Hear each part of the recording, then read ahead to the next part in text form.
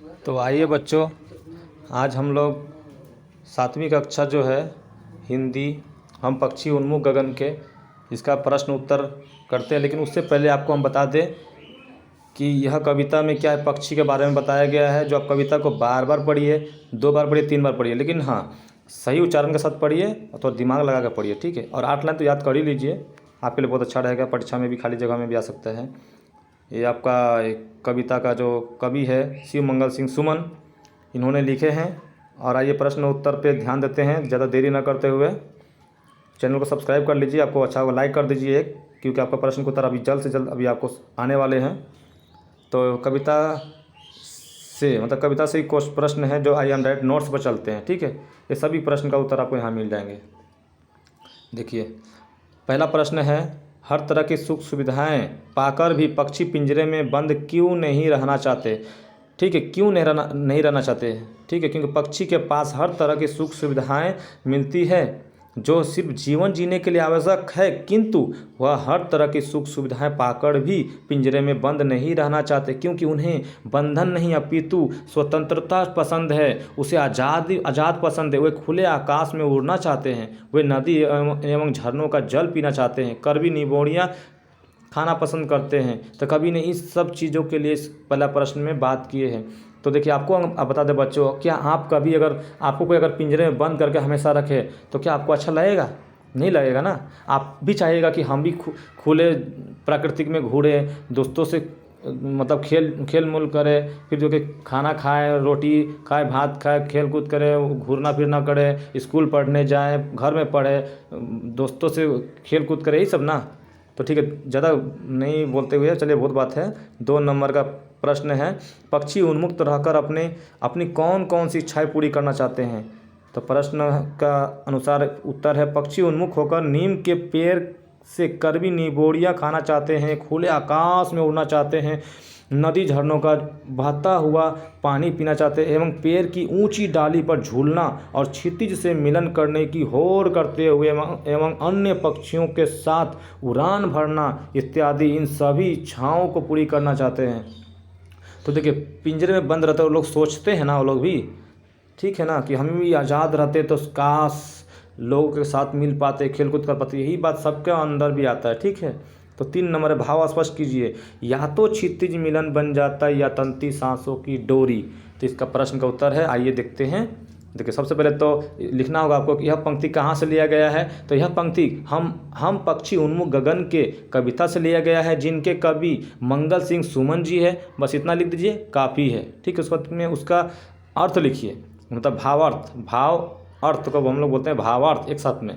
तो प्रस्तुत पंक्ति का भाव यह है कि पक्षी क्षितिज के अंत तक जाने की चाह रखते हैं, जो कि मुमकिन नहीं है, परंतु फिर भी क्षितिज को पाने या मिलने के लिए पक्षी किसी भी स्थिति का सामना करने के लिए तैयार है। यहाँ तक कि वे अपने सांसों एवं प्राणों को भी न्यौछावर कर सकते हैं।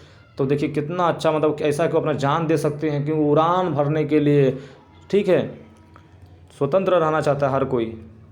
अच्छा है, कविता से आगे, बहुत से लोग पक्षी पालते हैं। तो इसके ऊपर में आपको एक प्रश्न है, पक्षियों को पालना उचित है अथवा नहीं, अपने विचार लिखिए। तो मेरे अनुसार तो है क्या, हम तो लिखें यहाँ पर, मेरे अनुसार पक्षियों को पालना उचित नहीं है, क्योंकि ईश्वर ने उन्हें उड़ने के लिए पंख दिए हैं, खुद घोंसला बनाकर रहने को दिए हैं। अपनी इच्छा अनुसार ऊंची से ऊंची उड़ान भरना, पेड़ के टहनियों पर बैठना एवं नदी झरनों का जल पीना, कीट मकोड़े खाना, पक्षियों के गुट के साथ उड़ान भरना और खेल कूद करना इत्यादि इनका स्वाभाविक परिवेश है। इनका प्राकृतिक स्वतंत्रता से अलग करना उचित नहीं है। तो बच्चों बताइए, क्या आपको अगर कोई पिंजरे में अगर बंद कर रख दे, क्या आपको अच्छा लगेगा? नहीं लगेगा ना।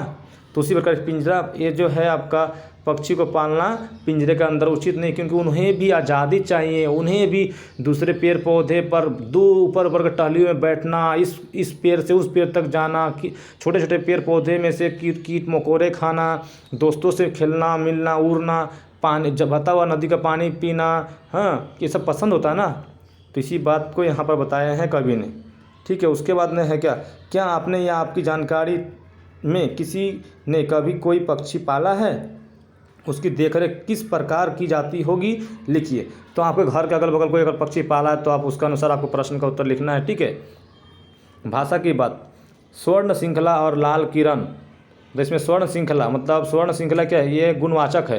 तो ये प्रश्न पढ़ते हैं कि स्वर्ण श्रृंखला और लाल किरण की रेखांकित शब्द गुणवाचक विशेषण हैं। कविता से ढूंढकर इस प्रकार के 3 और उदाहरण लिखिए। तो देखिए 3 उदाहरण लिखना, जैसे पुलकित पंख, तो पुलकित क्या है, ये क्या है, शब्द क्या है, गुणवाचक है। कटुक निबोड़ी मतलब कटुक, ठीक है। कनक कटोरी मतलब यहाँ पर कनक क्या है, गुणवाचक है। तो चलिए यहाँ 3 लिख दिए हैं, इतना ही काफ़ी आपके लिए। 2 नंबर प्रश्न है, भूख प्यासे में द्वंद्व समास है, इन दोनों शब्द के बीच लगे चिन्ह को सामासिक चिन्ह कहते हैं। मतलब ऐसा कुछ बनाना है जो एक चीज़ भूख प्यासे, उसी प्रकार आपको एक उत्तर बनाना है, ठीक है।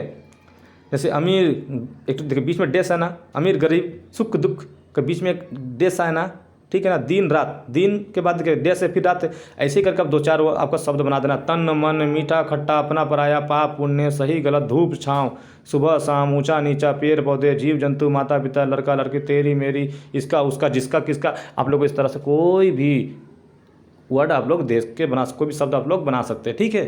तो आइए हम लोग ज़्यादा देर नहीं करते हुए अब आते संक्षिप्त प्रश्नोत्तर पर, जो कि एक नंबर के लिए बहुत ही इंपॉर्टेंट है, ठीक है। तो क्या है पहला प्रश्न, हम पक्षी उन्मुख गगन के कविता के कवि कौन है। बहुत ही इंपॉर्टेंट क्वेश्चन है ये। तो क्या है, शिव मंगल सिंह सुमन जी हैं, याद कर लीजिए। पक्षी किस बंधन में बंधे हुए हैं, तो पक्षी किस बंधन में बंधे, स्वर्ण श्रृंखला के बंधन में बंधे हुए हैं। पक्षी कैसा जल पीना पसंद करते हैं, पक्षी बहते नदी झरनों का जल पीना पसंद करते हैं, ठीक है। और क्या, आकाश में उड़ना पसंद करते हैं, यही सब बात आपको लिखना है, ठीक है। उसके बाद 4 नंबर आपका प्रश्न, पक्षी अपना जीवन कैसे जीना चाहते हैं, स्वतंत्र होकर आज़ाद होकर, ठीक है, उन्मुक्त होकर जीना चाहते हैं, है कि नहीं। सब कोई चाहता है कि नहीं स्वतंत्र से जीना, सही, ठीक है। पक्षी 5 नंबर क्या है, पक्षी उड़कर कहाँ तक जाना चाहते हैं, तब पक्षी उड़कर क्षितिज तक जाना, मतलब क्षितिज मतलब आकाश की तरफ जाना। हर कोई चाहता है ना कि हम भी, अगर बच्चे होंगे तो क्या बोलेंगे, हम भी उस जगह पे जाना चाहते हैं, अपना खुले आसमान नहीं, खुले जगह में घूमना पसंद करेंगे, खेल कूद यही सब चाहेगा लोग।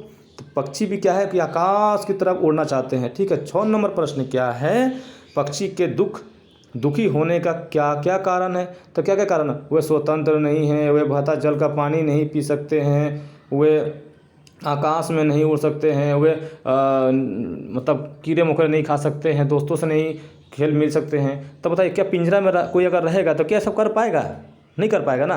तो बस आपको ये प्रश्न सीधा दिमाग में आ जाएगा, अपना मन से लिख दीजिएगा, फिर भी आपको उत्तर मिल जाएगा, लेकिन आपको इसके बारे में जानकारी होना ज़रूरी है।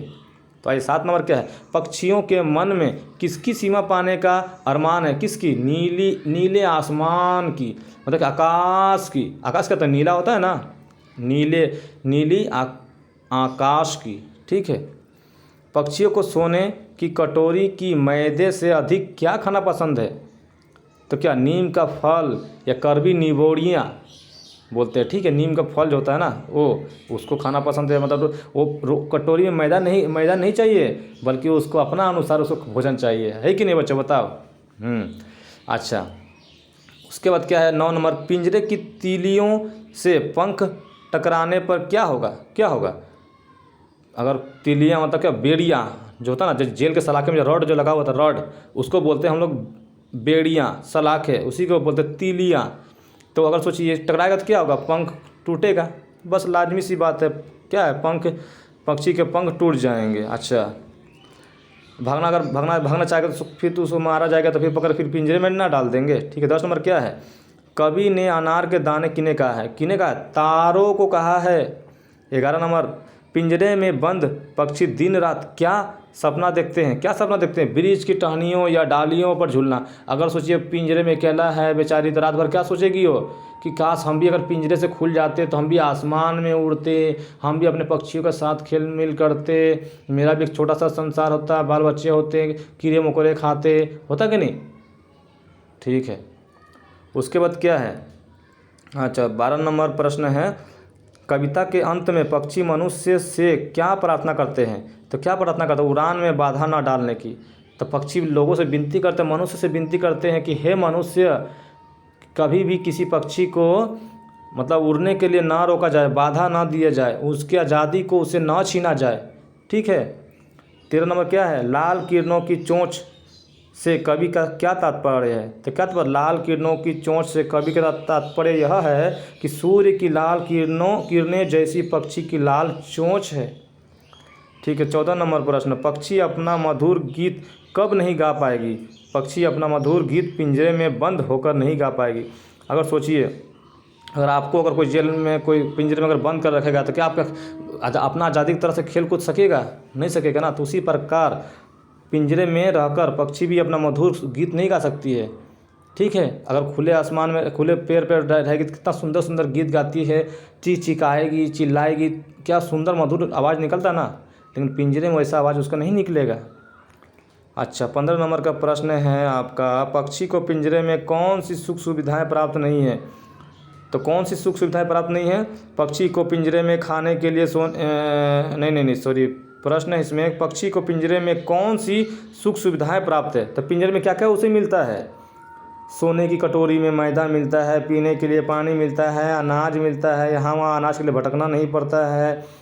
ठीक है। पिंजरे में उसकी जान अन्य जीव जंतुओं से कोई खतरा नहीं है, ये शिकारी से कोई खतरा नहीं है। ठीक है। लेकिन ये सब क्या है, उनके पिंजरे में सुख सुविधा मिलता है, लेकिन क्या है, फिर भी अगर देखा जाए ना तो पिंजरे के लिए सब, उस चिड़िया के लिए ये सब काफ़ी नहीं है, क्योंकि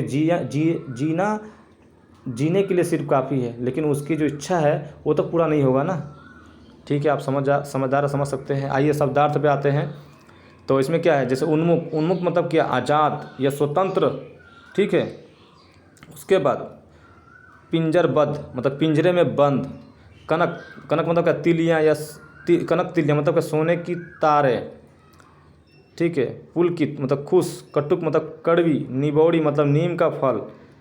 श्रृंखला मतलब कड़ी बेड़ियाँ, या जो सलाखें बोला था ना, श्रृंखला मतलब बेड़ियाँ।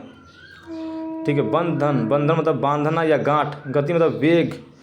पुनगी मतलब कि पेड़ की ऊंची टहनी। ठीक है। अरमान मतलब कि इच्छा।